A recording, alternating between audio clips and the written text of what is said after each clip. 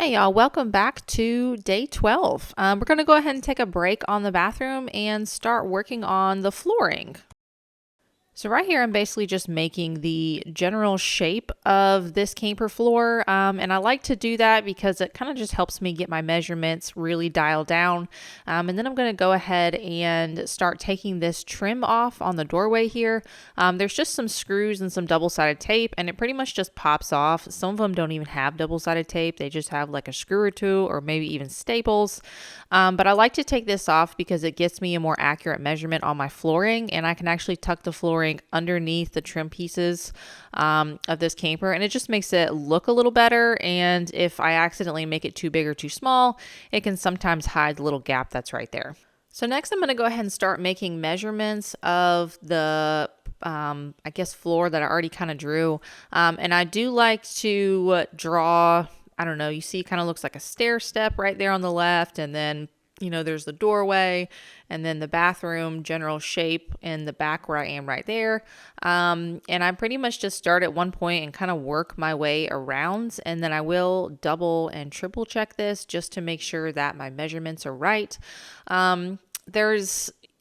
I guess I probably should also tell you that I'm putting in vinyl sheet flooring, which is why I need these measurements. I'm not doing vinyl plank flooring, which I'll get more into that later. But this is kind of an overview of what it looks like. This is just a giant map. You see the front there, so the top is the front of the camper, and the back part was the bathroom. All right, so because this is a giant section of flooring, this vinyl sheet flooring is actually 12 feet by, I think, 22 feet, 23 feet maybe. And obviously I need a really big space to work with. So right now I'm just cleaning up the upper part of my shop right here. That's my paint room. And there's just a big open area here, and there's not a whole lot of dust up here like there is downstairs. So that's why I'm just going to go ahead and do this up here. And it's a nice flat surface. I don't have to worry about my kids coming in and stepping on it because it is upstairs. So I'm just unrolling this, and I'm kind of going to sweep and make sure that there's nothing like yucky on top of the flooring or underneath the flooring that could create any like bumps or divots. And you'll see me roll this flooring up like halfway point a million times in this video, and that's because this is not like 23 feet long. It's like a little over half of that. And so I keep having to start with one side, get that side measured, and then roll it up, and then scoot it over, and then work with the other side. So the first thing that I'm going to do is cut this to width, and this is just my straight edge that I have right here, and I'm measuring from this side that's kind of closest to the window there over. I know that side is going to be straight. My top and my bottom pieces might not be straight because that's actually where they make the cut, but I do know that side piece is going to be straight and square, so that's what I'm going to use as my first point of measurement here. And obviously I'm just going off of that little diagram or the pattern that I built or that I drew, and I'm just measuring and cutting. Nothing crazy to this. Don't make it overcomplicated. This is just regular scissors that I'm using to cut this. This stuff is not thick. I mean, some of it is, but it can easily be cut with scissors, and it slides really well. Like if you're like cutting, I don't know, like wrapping paper or something, it slides really well like that. And so you get a cleaner cut if you slide the scissors versus sitting there and like chomp, chomp, chomp, like chomping it down, trying to cut it. All right, now that I got that side done, I rolled it up and scooched it over, and now I'm going to do the rest of this. And if you're curious what I am using to draw on this flooring, it is not a Sharpie. It's actually a dry erase marker. And I started using this because, one, I can make full kind of marks on my flooring, and two, if I mess up, then it's okay because I can erase it and it's not a big deal. It sticks enough to where if I step over it, it's not going to come up, but it's also washable enough to where if I accidentally make a mistake, it just comes right off. So highly suggest using dry erase markers if you're going to do this. It will make your life so much easier. And since I homeschool my boys, I have about 70,000 dry erase markers in my house. You will use more than one because this is a lot of surface area to cover. So now that I have this pretty much cut to width, I'm going to go ahead and cut all these funky shapes and all these other weird corners that I have to cut. And this is really just a lot of meticulous measuring and cutting. So I think the most important thing for this is to double check your measurements and use a framing square. Make sure that you're using a side of the flooring that you know is square, not the front, not the back of it. And by the front and the back, I mean the part that would be the front of the camper and the part that would be toward the bathroom. Because those pieces are cut in the store by Lowe's, and if they got the flooring cattywampus, then obviously it won't be square and it won't be straight. And we'll kind of come into that once I get to the bathroom part, and you'll see that it wasn't straight. So definitely don't use those, but the sides, I know the side closest to the window here in my shop is going to be square, and the side that I cut is going to be square. So while you're kind of watching me measure and cut this and kind of get the gist of how I do this and why I do it the way that I do, let me go ahead and explain to you why I use vinyl sheet flooring. And I know you guys have heard me talk about this before. Vinyl sheet flooring is what they standard use in campers. I mean, you look at a camper that hasn't been renovated by somebody, 100% of them will have vinyl sheet flooring in. Like literally 100%. And if there is a 1% out there that has vinyl plank flooring in it, I have never personally seen it, and I've never personally heard of it. And there is a reason for that. Now, you just use this at your own risk. And I know I've done a video on how to install sheet flooring before. It wasn't quite to this size. Like, this is a really big size. The other one I did was for a horse trailer, and it was super easy. And there was hardly any cuts to make. But it's just, I really like vinyl sheet flooring. It's very cost effective. I personally think it's more reliable because if you don't install the vinyl plank flooring just right and in the perfect humidity and temperature, then it's either going to expand and bubble up and create bubbles in your floor, or it's going to shrink when it gets cold, and it's going to separate, and it's going to leave you with gaps in your floor if you don't make it a true floating floor. So that really is the key to vinyl plank flooring, is it has to be a true floating floor. You can't have any staples in it. You can't accidentally put one staple or one nail through the trim and get it through the flooring, or else your entire floor is going to get messed up. And honestly, it's just not worth the gamble for me, and it's not worth the price difference to be able to have that. I could see if maybe other circumstances, like maybe you wanted something more reliable and scratch resistant for pets. But I still don't like it. So let me pause that thought for a second and let you look at this. So this is actually a template that I made inside the camper, and you see it's, one of my measurements was 1/2 inch off, and I couldn't figure out which side it was. And obviously I don't want to cut it and take a chance of it being wrong and the whole floor being off.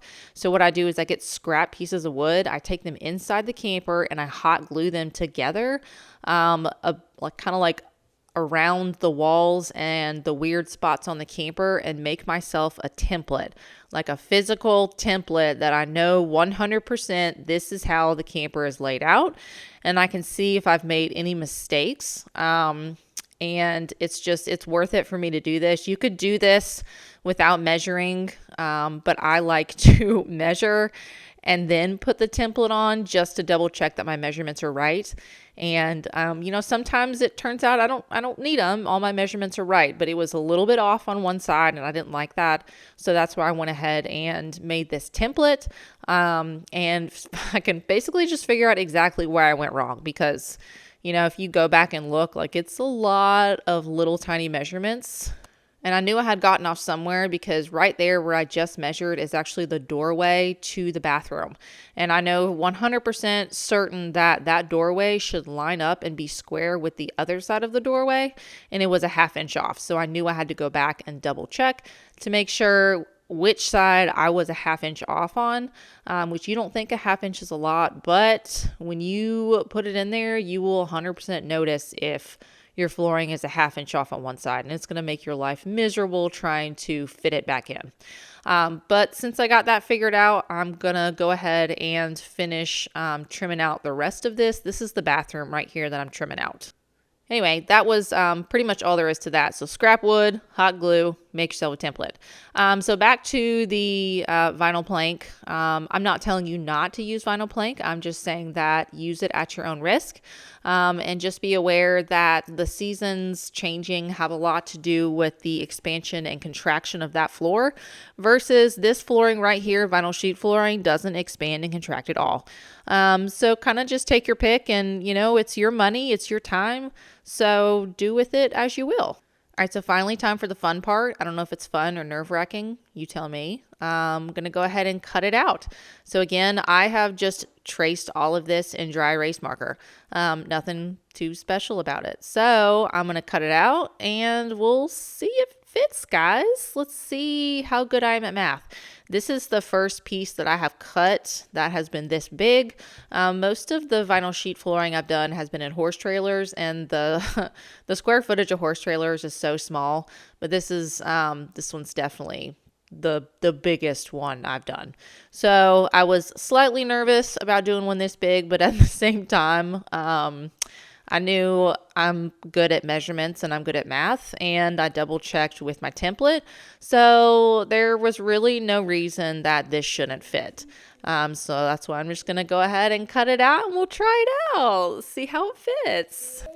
But first things first is I need to clean the camper, because obviously you cannot put this flooring down if there's anything on the floor of the camper.